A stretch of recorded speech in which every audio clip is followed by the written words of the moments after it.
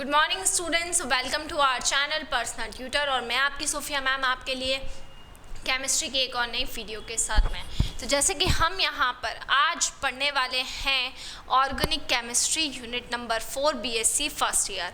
Polyhalogen compound हमारा topic चल रहा है बच्चों, और पॉलीहेलोजन कंपाउंड में मैं आपको पढ़ा रही हूँ ट्राइक्लोरोमीथेन। यूनिट नंबर 4 है हमारी ही एल्काइल हैलाइड जिसका नाम है, और एल्काइल हैलाइड के अंदर हम पढ़ रहे हैं पॉलीहेलोजन कंपाउंड जिसमें हम पढ़ रहे हैं ट्राइक्लोरोमीथेन के बारे में।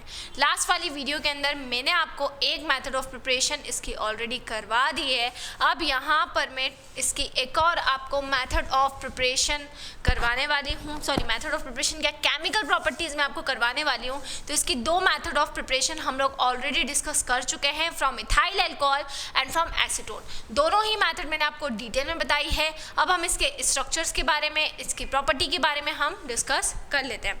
सबसे पहले तो हम बात करते हैं अगर कि जो इसका केमिकल फॉर्मूला होता है, ठीक है, इसका केमिकल फॉर्मूला क्या होता है? इसका केमिकल फॉर्मूला होता है CHCl3, और इनको और कई नामों से जाना जाता है। जैसे इसको हम फॉर्माइल ट्राइक्लोराइड कहते हैं, फॉर्माइल ट्राइक्लोराइड एक इसका नाम ये होता है, फॉर्माइल ट्राइक्लोराइड। एक इसको हम जानते हैं किसके नाम से, ट्राइक्लोरोफॉर्म के नाम से, ट्राइक्लोरोफॉर्म के नाम से। तो ये इनके और कुछ नाम हैं। अगर हम इसके यूजेस की बात करें, ठीक है, तो ये इसका जो सबसे बड़ा यूज़ होता है ये एज अ एनेस्थेटिक, यानी कि एनेस्थीसिया देने के अंदर इसका यूज़ किया जाता है। ये इसका मेडिकल यूज़ है। तो इसको हम एक आइडियल एनेस्थीसिया देने के लिए यूज़ करते हैं, ठीक है। अब अगर हम यहाँ पर बात करते हैं, ठीक है, कि इनके नाम की हमने बात कर ली, ठीक है। बॉइलिंग पॉइंट, मेल्टिंग पॉइंट की अगर मैं बात करूँ तो 61.2 डिग्री सेल्सियस इसका बॉइलिंग पॉइंट होता है, और 63.5 डिग्री सेल्सियस इसका मेल्टिंग पॉइंट होता है। केमिकल फार्मूला मैंने आपको बता ही दिया है। उसी केमिकल फार्मूला से मैं आपको इसका स्ट्रक्चर ड्रॉ करना बताती हूँ कि हम इसका स्ट्रक्चर को किस तरीके से ड्रॉ करेंगे। तो देखिए, हम कार्बन को सेंटर पे ले लेते हैं, ठीक है। ये एक हमारा क्या रहता है, एक हमारा क्लोरीन इस तरीके से ऊपर जुड़ा रहता है, ठीक है, और एक इस तरफ से। बाकी के जो दो क्लोरीन होते हैं वो इन प्लेन और आउट प्लेन बॉन्डिंग शो करते हैं। देखिए इस तरीके से, ये क्लोरीन ये हो गया, और एक जो हाइड्रोजन होता है वो इधर इस साइड में जुड़ा रहता है। तो ये हो जाता है इसका स्ट्रक्चर, ठीक है। किसका स्ट्रक्चर? क्लोरोफॉर्म का स्ट्रक्चर, ट्राइक्लोरोफॉर्म का स्ट्रक्चर, ट्राइक्लोरोमीथेन का स्ट्रक्चर, ये हो गया। अगर हम इसके ऑर्डर की बात करें तो इसका जो ऑर्डर होता है वो ऑर्डर इसका ईथर लाइक होता है। जैसे ईथर का ऑर्डर होता है बिल्कुल इस तरीके से, जैसे आप इसको स्मेल करेंगे तो आपको बिल्कुल ऐसा लगेगा कि आप ईथर को क्या कर रहे हैं, स्मेल कर रहे हैं, ठीक है। अगर हम इसके अपीयरेंस की बात करें तो अपीयरेंस जो इसका रहता है तो एकदम क्लियर अपीयरेंस रहेगा। ये एकदम क्लियर लिक्विड होता है अपीयरेंस के बेसिस पे, ठीक है। अगर हम इसके अंदर कोवैलेंटली बॉन्डेड यूनिट की बात करें, कोवैलेंटली बॉन्डेड यूनिट की अगर हम इसके अंदर बात करें तो इसमें कोवैलेंटली बॉन्डेड यूनिट केवल एक ही होती है। तो इसमें एक ही कोवैलेंटली बॉन्डेड यूनिट का हम यूज़ करते हैं, ठीक है। इसकी सॉल्युबिलिटी की बात करें, अगर हम सॉल्युबिलिटी की अगर हम इसकी बात करें तो इसकी सॉल्युबिलिटी क्या हो जाएगी कि ये वाटर में इनसॉल्युबल होता है। तो यहाँ पर हम लिख देंगे इनसॉल्युबल इन वाटर, ठीक है। तो ये कुछ इसके स्पेशल पॉइंट्स हैं फिजिकल प्रॉपर्टीज़ के अंदर जो आपको याद रखना है, ठीक है। तो सबसे पहला चीज़ तो अगर हम इसके ऑर्डर की बात कर रहे हैं तो ईथर के जैसा इसका ऑर्डर होता है।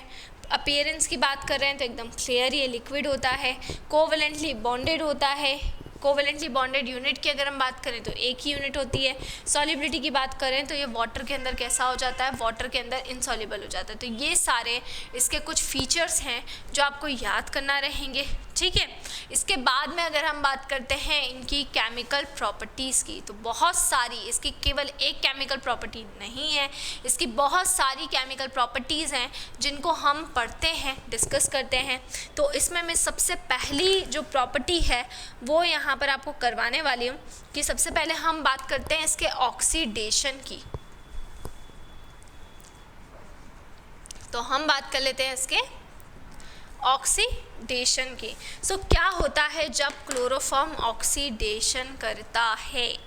बहुत ही इम्पॉर्टेंट पॉइंट मैं यहाँ पर आपको समझाने वाली हूँ और एक बहुत ही ख़ास बात भी मैं आपको बताने वाली हूँ इस ऑक्सीडेशन की हेल्प से। सो अगर हम बात करें यहाँ पर, कंसिडर करिए कि हम बात कर रहे हैं यहाँ पर ऑक्सीडेशन की।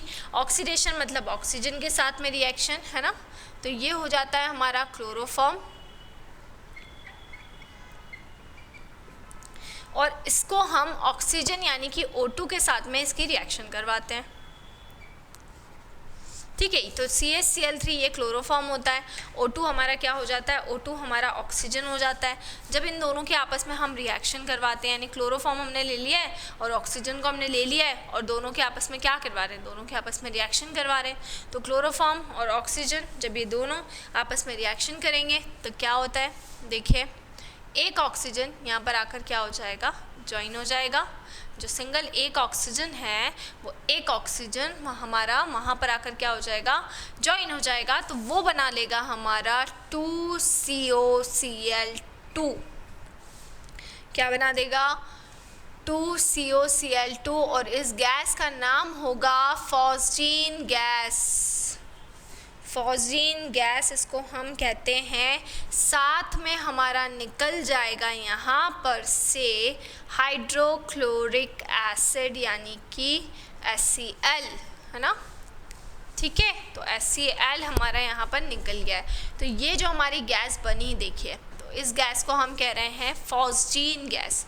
अब ये जो फॉस्जीन गैस होती है ये बहुत ज़्यादा पॉइजनस गैस होती है। तो जैसे ही क्लोरोफॉर्म जो होता है, क्लोरोफॉर्म जो रहेगा वो जैसे ही ऑक्सीजन के इंट्रैक्शन में आता है, तो ऑक्सीजन के इंट्रैक्शन में आते ही वो क्या कर लेता है, वो ऑक्सीडेशन कर लेता है। और जब वो ऑक्सीडेशन कर लेता है तो वो एक बहुत ही हाईली पॉइजनस गैस बनाता है। इसलिए आपने देखा होगा कि जब भी हम क्लोरोफॉर्म को रखते हैं लैब के अंदर तो हम उसे डार्क कलर की बॉटल्स में रखते हैं, है ना। तो जब भी क्लोरोफॉर्म को क्या किया जाता है, क्लोरोफॉर्म को रखा जाता है, सो क्लोरोफॉर्म को डार्क बॉटल्स के अंदर रखा जाता है और डार्क बॉटल्स के अंदर हम उसको रखेंगे, ठीक है, ताकि उसका वो बाहर एटमॉस्फेयर से कांटेक्ट ना कर पाए। लेकिन उसके बावजूद भी कहीं ना कहीं क्लोरोफॉर्म जो होता है वो ऑक्सीडेशन कर ही लेता है, तो उसमें फॉस्जीन गैस ना बने इसलिए हम कभी भी प्योर क्लोरोफॉर्म को लैब के अंदर इस तरीके से नहीं रखते। उसमें हम कुछ परसेंटेज में इथेनॉल को मिलाते हैं। इथेनॉल क्या करता है, क्लोरोफॉर्म का जो ऑक्सीडेशन है उसको स्टॉप कर देता है, क्योंकि इथेनॉल रिएक्शन करके उसमें एक कंपाउंड का फॉर्मेशन करता है जो फॉस्जीन के बनने को रोकता है, ठीक है। तो यहाँ पर इसीलिए हम उसके अंदर किसको मिला देते हैं, हम उसमें इथेनॉल को मिला देते हैं, ठीक है। तो यहाँ पर आपको ये ध्यान रखना है कि ये क्लोरोफॉर्म और अगर वो ऑक्सीडेशन करेगा तो वो एक बहुत ही हाईली पॉइजनस गैस का फॉर्मेशन करने लगता है, ठीक है। और वो जो हाईली पॉइजनस गैस होती है वो होती है हमारी फॉस्जीन गैस, ठीक है। तो ये हमारी हो जाएगी कौन सी गैस, ये हमारी हो जाएगी फॉस्जीन गैस, ठीक है। ये तो हमारी पहली केमिकल प्रॉपर्टी हो गई। अब हम कर लेते हैं दूसरी केमिकल प्रॉपर्टी। अब बेस के साथ में रिएक्शन पढ़ लेते हैं कि रिएक्शन विथ बेस, जब बेस के साथ में रिएक्शन होगी तब ये क्या करेगा। तो बेस के साथ में रिएक्शन हम पढ़ लेते हैं। बेस क्या हो जाएगी, देखिए, क्लोरोफॉर्म हो जाएगा CHCl3, इसको हम बोलेंगे क्लोरोफॉर्म, ठीक है। रिएक्शन हम करवा देंगे किसके साथ में, 4NaOH के साथ में, सोडियम हाइड्रोक्साइड,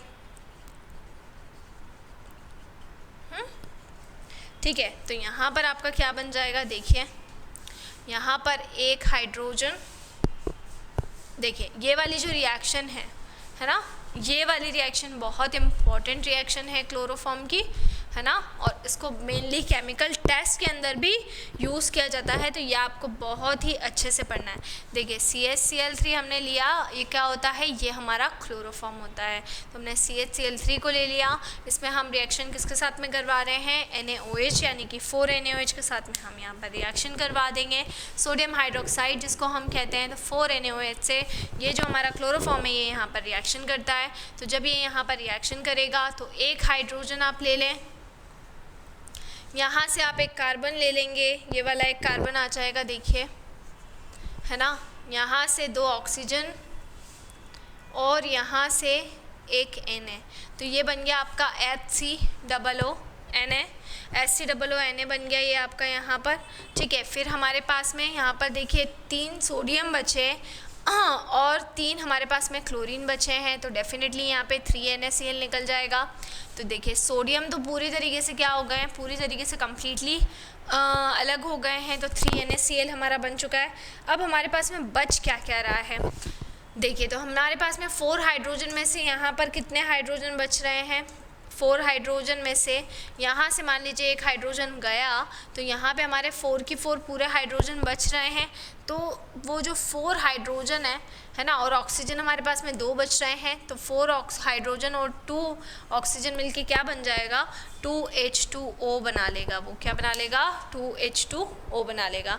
तो ये हमारा लिया हमने क्लोरोफॉर्म, रिएक्शन हमने करवाई किसके साथ में, सोडियम हाइड्रोक्साइड के साथ में, यानी कि NaOH के साथ में हमने रिएक्शन करवाई है। और यहाँ पर जब हम रिएक्शन करवाएंगे तो ये वाला हमारा हाइड्रोजन, ये वाला कार्बन Sc, यहाँ से 2 ऑक्सीजन लेना है और एक सोडियम लेना है, तो HCOONA ये बन गया आपका सोडियम फॉर्मेट। इसको हम क्या बोलेंगे, इसको हम बोलेंगे sodium format. So sodium format हमारा निकल जाएगा, NaCl कहलाएगा हमारा सोडियम क्लोराइड, और ये हो जाएगा मेरा वाटर, ठीक है। तो इस तरीके से ये हमारी केमिकल रिएक्शन यहाँ पे कंप्लीट होगी। यहाँ पे बन गई है आपकी फॉस्फीन गैस, यहाँ पे रिएक्शन आपने बेस के साथ में करवाई, तो यहाँ पे सोडियम क्लोराइड बना, सोडियम फॉर्मेट बना, और वाटर का मॉलिक्यूल क्या हो गया है, वाटर का मॉलिक्यूल यहाँ पर हो गया है हमारा बाहर। तो इस तरीके से हम यहाँ पर इनकी केमिकल रिएक्शंस को पढ़ते हैं। तो ये यहाँ पर मैंने आपको ट्राइक्लोरोमीथेन का स्ट्रक्चर और कुछ प्रॉपर्टीज़ डिस्कस करवाई, इसकी और कुछ केमिकल प्रॉपर्टीज़ को हम हमारी नेक्स्ट वीडियो के अंदर डिस्कस करने वाले हैं। सो इसी तरह से जुड़े रहिए हमारे साथ में, वीडियोस को लाइक करते रहिए। और हमारे चैनल पर कंटेंट ज़्यादा होने की वजह से हमने आप लोगों के लिए हमारा एक दूसरा चैनल बनाया है जिसका नाम है पर्सनल ट्यूटर 2।